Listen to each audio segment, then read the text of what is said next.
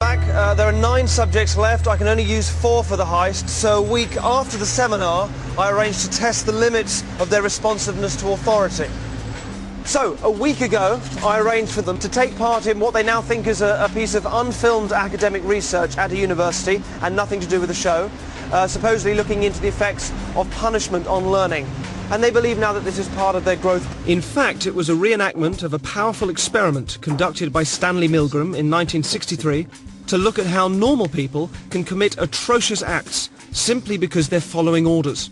Milgram's parents were Jewish refugees in World War II, and his pioneering work speaks volumes about the nature of responsibility. It's being filmed with covert cameras. Thank you. Hello. They're introduced to an actor pretending to be another participant. You didn't come from the same room? No.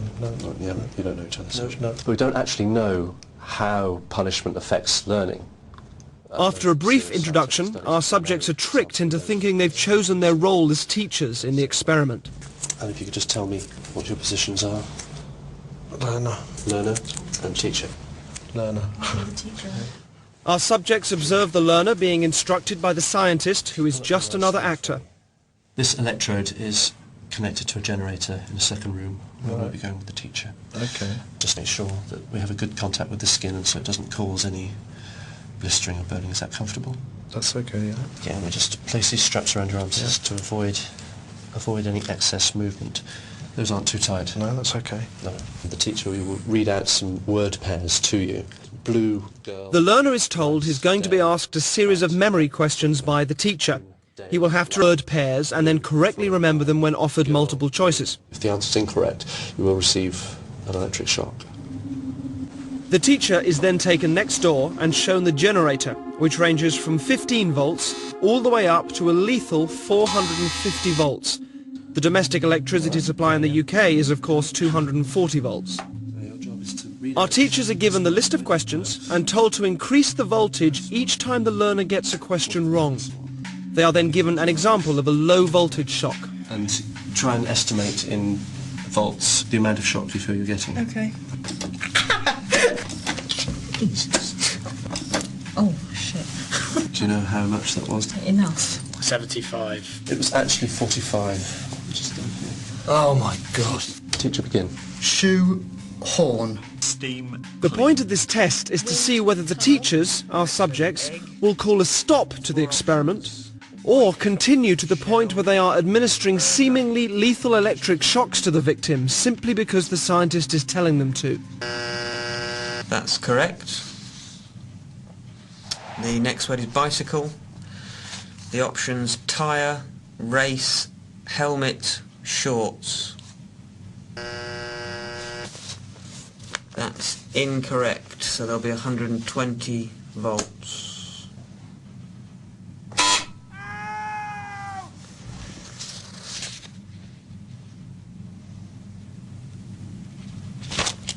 I don't think I want to do this anymore. If you could continue, please, teacher. There is? No, I don't think I'm going to do anymore. The experiment requires you to continue. Yeah, even so, I don't think I'm going to do anymore. Correct. Captain. According to plan, our accomplice provided many wrong answers. Each protest was coordinated to a particular shock voltage on the generator, and his responses were played via a CD. That's wrong. 150 volts.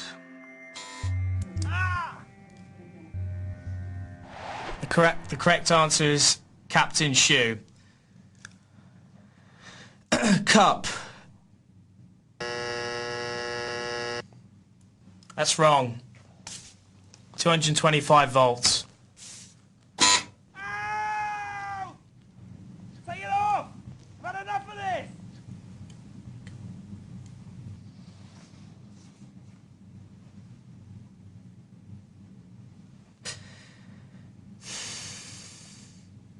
He's in a lot of pain, Continue, please.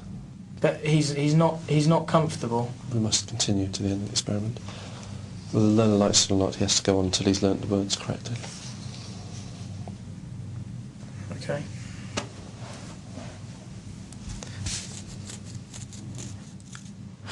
Forest. That's wrong. 240 volts.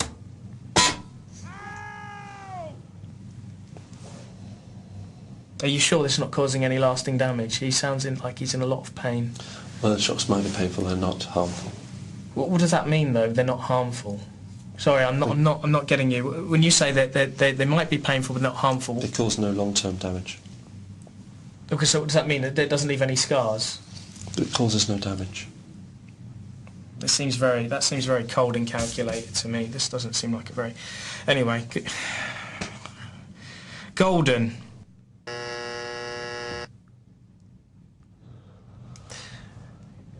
That's wrong, mate. 300 volts. Ow! That's enough! I refuse to answer anymore. Just let me out! Staple. The options are diet, jar, balcony, and bowl.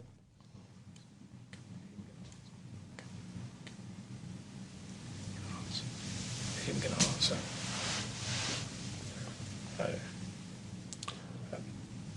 If the learner doesn't answer in a reasonable time, say 4 to 5 seconds, then you have to treat the answer as wrong and follow that procedure.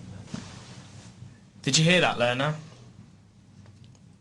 Just any response, mate. Come on. Wild guess. Please continue. 345 volts if you're still with me. I'm sorry. I can't do this, honestly. Can we stop this experiment? Because I can't do this. If you don't continue, we'll have to discontinue the experiment. Yeah, okay, fine. That's fine. I'm not going to do this. Incorrect. 405 volts.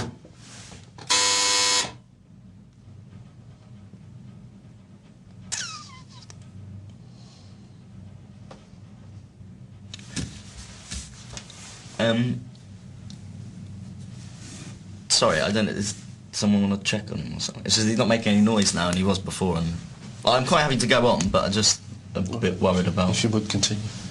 Yeah, I'm just a bit worried because he was like he was like complaining before about the. But no harm will come to him. But he's not making any noise now. It's essential that we continue with the experiment.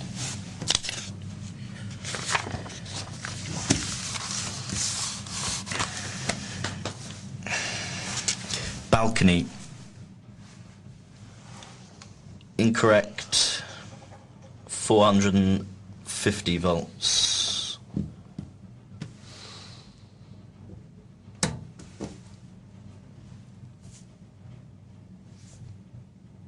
You promise he's not. It won't. Please continue with the procedure. You say it hurts, but it's because it's like it says they're dangerous severe shot. You'll be all right. Yeah. Please continue.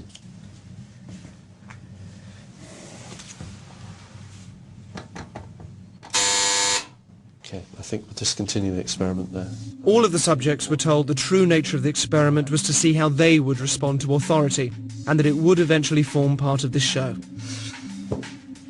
He is okay. I can tell you, yeah, he's absolutely fine. You actually weren't administering electric shocks to him at all. He is. Wind, bird.